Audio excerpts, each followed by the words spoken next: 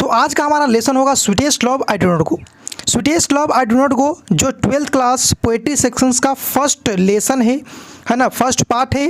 Sweetest love I do not go, sweetest यहाँ पर superlative degree है जिसका अर्थ होता है सबसे अच्छा, और लव जो है यहाँ पर प्रेमिका को कहा जा रहा है, प्रेमी को कहा जा रहा है।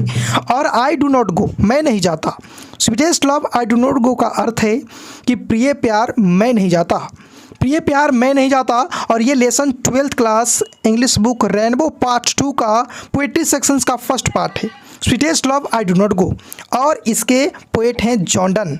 यहाँ पर आप तस्वीर में देख पा रहे हो कि जॉन डन जो है यही जॉन डन है।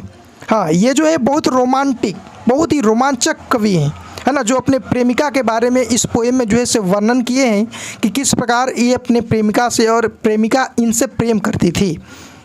तो चलिए अब हम जानते हैं इनके जीवनी के बारे में। जॉन डन का जन्म जो है 22 जनवरी 1972 ईस्वी को लंदन में हुआ था। जॉन डन का जन्म 22 जनवरी 1972 ईस्वी को लंदन में ये जन्म लिए थे। और इनकी जो जीवनी है बहुत इंपॉर्टेंट है क्योंकि एग्ज़ाम में आपके बहुत बार ये पूछते रहते हैं। तो जीवनी पर गौर करेंगे, जो भी लाइन्स हैं आपके एक एक लाइन्स इंपॉर्टेंट है, कई बार पूछे जा भी चुके हैं। तो ध्यान दीजिएगा और वीडियो को स्किप करके ना देखेंगे, है ना, वीडियो को शुरू से लेकर अंत तक देखेंगे। और यदि आप मेरे चैनल guptastudy.com पे नए हैं तो इसे लाइक कर दे, सब्सक्राइब कर दे और बेल आइकन को भी दबा दे ताकि नए वीडियो का नोटिफिकेशन सबसे पहले आप तक पहुँचे। तो बात करते हैं जॉन डन का जन्म जो है 22 जनवरी 1972 ईस्वी को लंदन में हुआ था। और इनकी मृत्यु यानी डाइड, जॉन डन जो है मरे थे 31 मार्च 1631 ईस्वी को। 31 मार्च 1631 की इनकी मृत्यु हो गई थी जॉन डन की। अब इनकी ऑक्यूपेशन की बात करें, इनकी पेशा की बात करें तो ये लव, सेक्सुअलिटी, रिलीजन और डेथ, ये 4 पर जो है ज़्यादा जो है अपने पोएम को जो है से लिखा करते थे, या अपने स्टोरी को, नोवेल को जो भी ये लिखने का काम करते थे वह लव और सेक्सुअलिटी, रिलीजन और डेथ पर जो है ज़्यादा से ज़्यादा लिखा करते थे। तो ध्यान दीजिएगा, एक एक लाइन जो है आपके लिए इम्पोर्टेंट है, तो हर लाइन को आप गौर करेंगे और एवरी लाइन्स को आप कोशिश करेंगे कि एक पेज पर लिखें क्योंकि हर लाइन आपके लिए इम्पोर्टेंट है।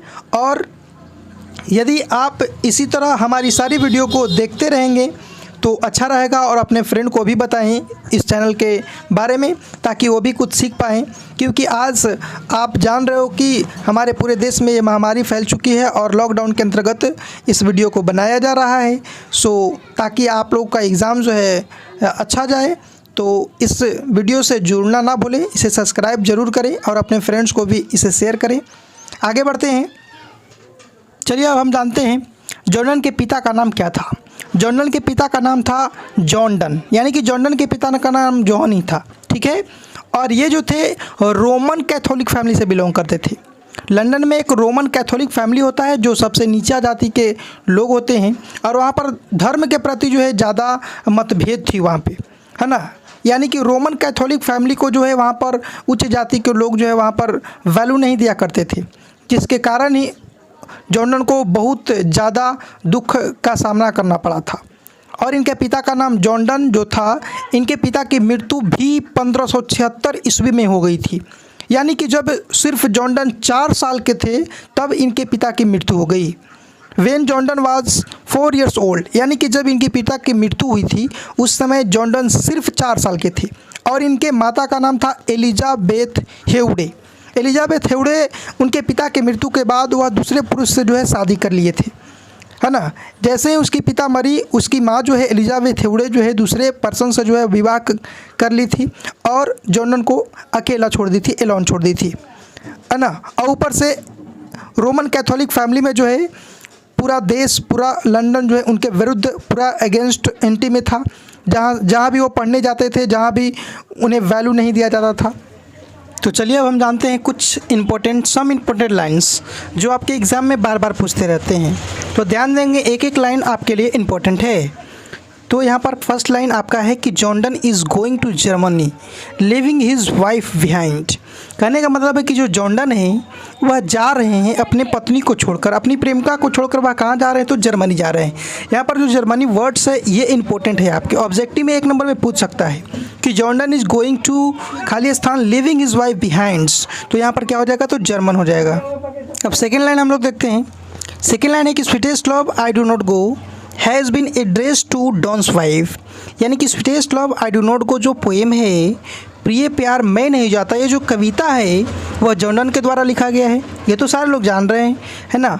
और ये जो एड्रेस करता है यानी कि इंगित करता है, ये किसके बारे में है, तो डॉन्स वाइफ यानी कि जॉन के पत्नी के बारे में है, जॉन के प्रेमिका के बारे में जो है से ये पोएम कहा गया है। वो अपने कविता में अपनी पत्नी के बारे में जो है सारी बातों को बताए हैं। तो sweetest love I do not go has been address to खाली स्थान हो जाएगा, इंपॉर्टेंट है।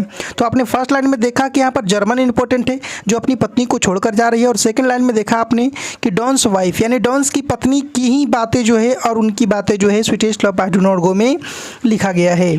थर्ड लाइन आपका है कि John was forced to leave Oxford University without a degree because his religion. Jordan was forced to leave Oxford University without a degree because his religion. कहने का मतलब है कि जॉन को जो है बिना डिग्री के, बिना उपाधि दिए हुए जो है उन्हें ऑक्सफोर्ड यूनिवर्सिटी से निकाल दिया गया था, है ना।